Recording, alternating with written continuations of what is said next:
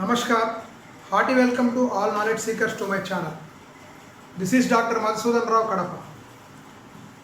In this session, I will explain a typical problem with saddle point solution. Here we have two players, player A and player B, and player A has four different courses of action. 1, 2, 3 and 4. Similarly, player B has 5 different courses of action, and these values in this matrix represent the payoff values for player A. That means here in first row we have -4, -2, 3 and 1, which represent that if player A selects the first course of action, he will lose by 4 units. If B selects first course of action, he will lose by 2 units if player B selects second or third alternatives or courses of action, and he may gain, player A may gain by 3 units if player B chooses the fourth course of action, and player A will gain by 1 unit if player B chooses the fifth course of action, provided player A chooses the first course of action.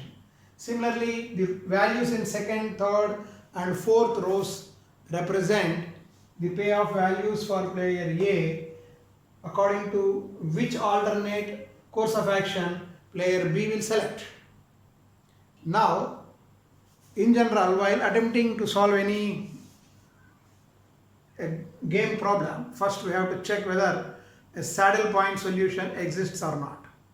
Now, in order to find the saddle point solution, the procedure is like this. First we have to identify the row wise minima. For first row it is -4, for second row it is -1, for third row it is -6, and for fourth row it is -8. So these are the row wise minima, and the maximin value is -1. -1 is largest among these.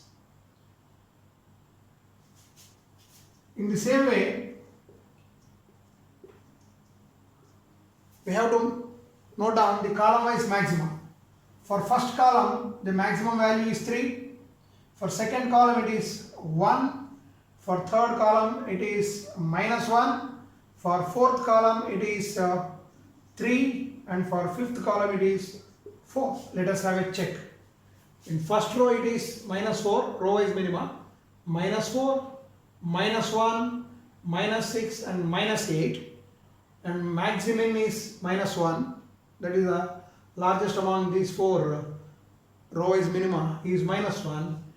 In coming to the column wise maxima, for first column it is 3, for second column 1, third column it is -1, fourth column 3, and for fifth column it is 4. And this minimax, that means smallest of these column wise maxima is -1. As maximin value equal to minimax, this particular problem has a saddle point solution. Now, this -1 and this -1, these two meet at this particular cell, which means that A will adopt the second strategy and B adopts the third strategy. A adopts second strategy while B adopts third strategy, and the value of the game is -1. That means with this these strategies, A will lose by 1 unit and B will gain by the same amount. That means B will gain by 1 unit. So this is how we can solve a problem where a saddle point solution will exist. Now here we have another simple small problem. Here P and Q are the two variables given. Now we have to find out the range for these two values provided 7, that is the cell 2 comma 2. For player A we have 3 alternates or possible courses of action 1, 2, 3. For player B also 1, 2, 3, and 2 comma 2 is the saddle point solution for this particular problem. Now we have to find out the range for P and Q which are unknown. This can also, this kind of problems may also be solved. Now, as usual, as we have completed this one, we can remove this, and here let us take row min. Row wise minima. For first row it is 2, and ignoring this Q, for second row it is 7, for third row it is 4, and maximin equal to 7. Similarly, column max, for first column it is 10, for second column it is 7, for third column it is 9. Minimum of these three is again 7. So minimax equal to maximum. Now, in order to satisfy these maximin and minimax values to be the same, now what should be the value of P and Q? Here, for P, we can define the upper and lower limits like this. Now, in this particular row, 4 should be the row-wise minimum. That means P should be greater than or equal to 4. For 4 to be the row-wise minima here, P should be greater than or equal to 4. Similarly, in this particular column, as 7 is the maximum, column-wise maxima, P should be less than or equal to 7. That means the value of P should lie between 4 and 7. That is, P lies between or equal to 4 and 7.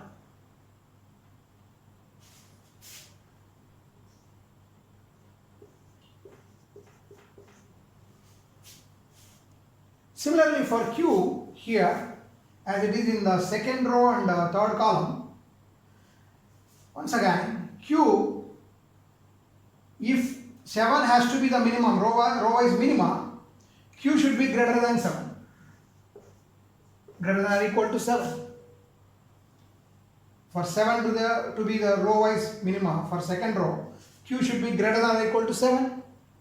And similarly, for third column here, as 9 is the column-wise maxima, Q should be less than or equal to 9. That means Q should lie between and equal to 7 and 9. So this is how we can fix the limits for these unknown values. This is a typical problem in having a saddle point solution. So if any such variable is given to find its range, provided a particular cell is a saddle point solution to the problem.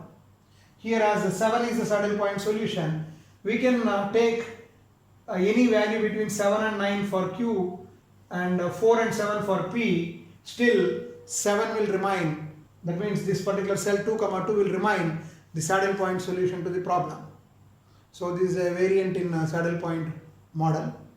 So in some other video, I will explain the solution to a problem where a saddle point does not exist for the given cost matrix or payoff matrix. Thank you very much.